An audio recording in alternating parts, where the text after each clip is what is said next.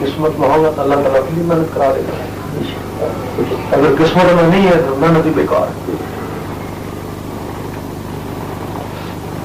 ہمارا تجربہ ہے کہ ہمارے میں سے 100-200 آدمی اس کا ذکر چلتا ہے، وہ 100-200 کے ہمارے ساتھ ہو جاتا ہے. وہ جو 800 رہ گیا وہ ہمارا مخالف ہو جاتا ہے. پھر وہ کہتا ہے یہ جھوٹ ہے، ہم بھی گئے تھے، ہمارا تو کچھ نہیں. ہاں ہمارا تو کچھ نہیں ہوا. ہر آدمی اپنے آپ کو بہت کچھ سمجھتا ہے، کہتا ہم بھی تو نماز پڑھنے والے تھے نا، تو ہمارا کچھ نہیں ہوا، یہ جھوٹ ہے. وہ مخالف ہے. اور جس کا ہو جاتا ہے وہ کہتا ہمارا ہو گیا، وہ ان کو بھی جھوٹا سمجھتے ہیں. یہ ساتھ ہی مل گیا، یہ ساتھ مل گیا.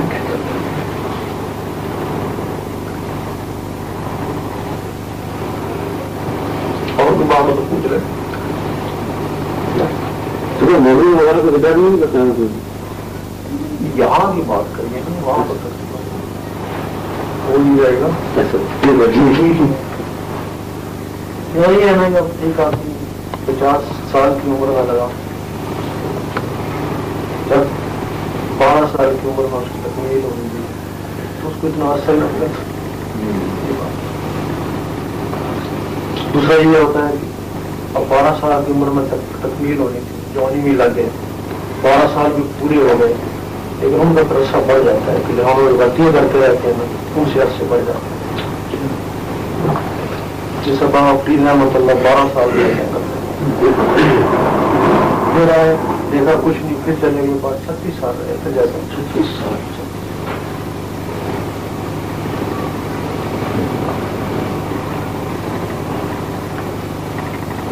اس میں یہ ہے کہ اگر یہ ذکر چل پڑے تو گاڑی چل پڑی ہے، بس گاڑی چل پڑی ہے، بھلے آستہ جا رہی ہے، پہنچ تو جانا ہے اس کو.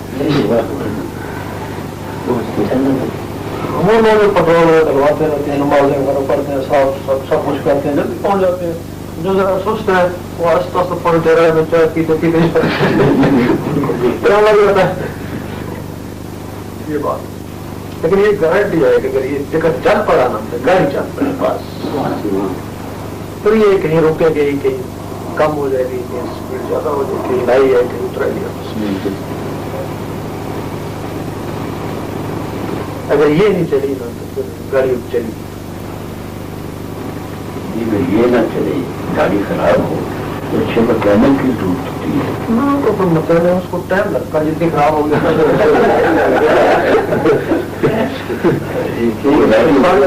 کرتے ہیں. مکینک اگر اچھا ہو تو پھر ٹھیک ہے، ٹائم لگے گا لیکن گاڑی تو چل جائے گی. پتا ہے نا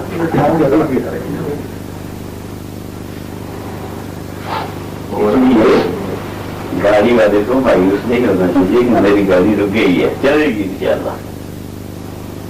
بات تو نہیں چلنے والی گاڑی. ہاں ہو سکتا ہے، پرانے دھکا رہ کے گاڑی چلے جائیں گے. گاڑی نہیں جاتی. ایک بات دیکھی ہے کہ شروع میں اس سلسلے کو عام کرانی چاہیے. بہت سے لوگوں کے ذکر ہم نے کاش لیکن وہ پھر کیا ہوا، ان میں رب کی رضانی تھی. ہم نے بطور اپنے تجربے کے یہ چلیں گے، یہ کہیں گے ہمارا ذکر چلا، پھر وہ بھی آئے گا، پھر وہ بھی آئے گا، اس وجہ سے مشن پھیلے گا، ہم ان کے ذکر چلائے. اور آج ہم نے دیکھا کہ جن کے ذکر ہم نے چلائے ان میں آج کوئی بھی لیے،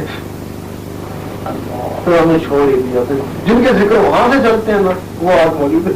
سبحان اللہ. جو رب کی رضا سے چلے نا وہ تو موجود ہے، جن کے اوپر ہم نے زور دیا تھا نا وہ آج کوئی بھی لیے سارے ختم ہو گئے.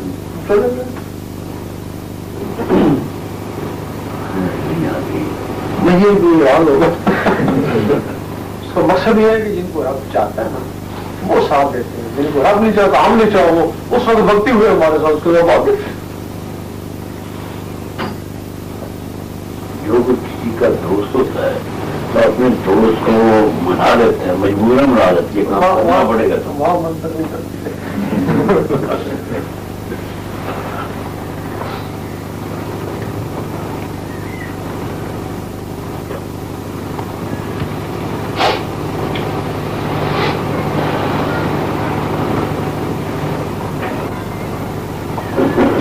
تفصیل ہے، کوشش کریں، بس کوشش سے کشش ہے.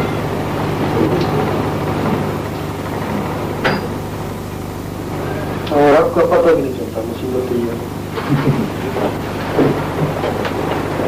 وہ ایک ملین باور تھا، بہت بڑا آفت تھا. جو بھی دعا کرتا ہے تو اللہ تعالیٰ قبول کر لیتا ہے. سنا ہے وہ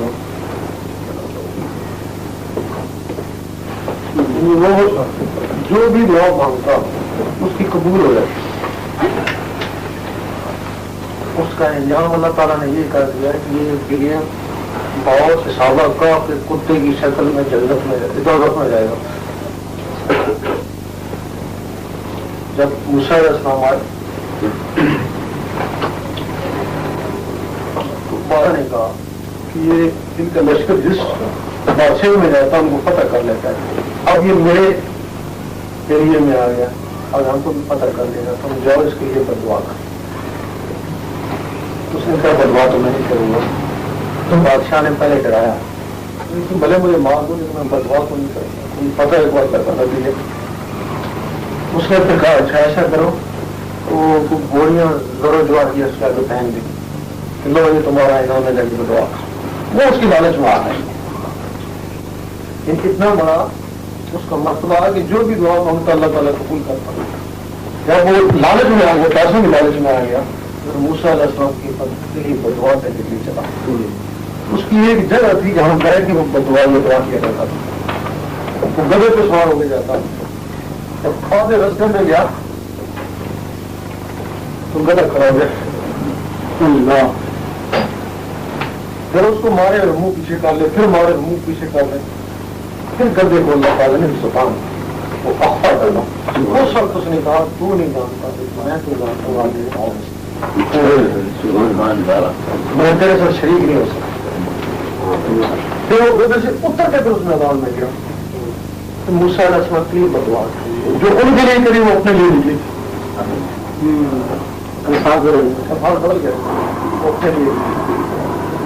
اب وہ صحابہ کا کہ کتے کی شکل میں دوزخ میں جائے گا، اور صحابہ کا کوئی کتا اس کی شکل میں دہشت میں جائے گا. اب ادھر تو یہ انجام ہے اور ادھر یہ کہ مسئلہ تھا بہت بڑا گنہگار تھا.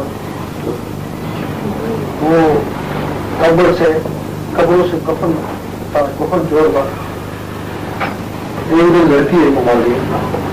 نہیں کرے گا پلیز ایک دن لڑکی مار گئی. جب اس نے کفن اتارا تو ننگی تھی تو تربیت ہو گیا، اس کے اوپر بچپے نہیں کری، اسی طرح مٹی ڈالی. جب جانے لگا تو آواز آئی تو صبح ٹھہر گیا. پیچھے دیکھتے تو وہی لڑکی کھڑی ہے ننگی.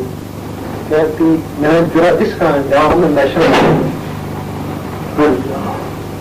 اس نے وہ کفن والا پھینکا اور توبہ توبہ کرنا شروع کر دیا کہ لائی مجھے بخش دے. اتنا بڑا ہونے لگا.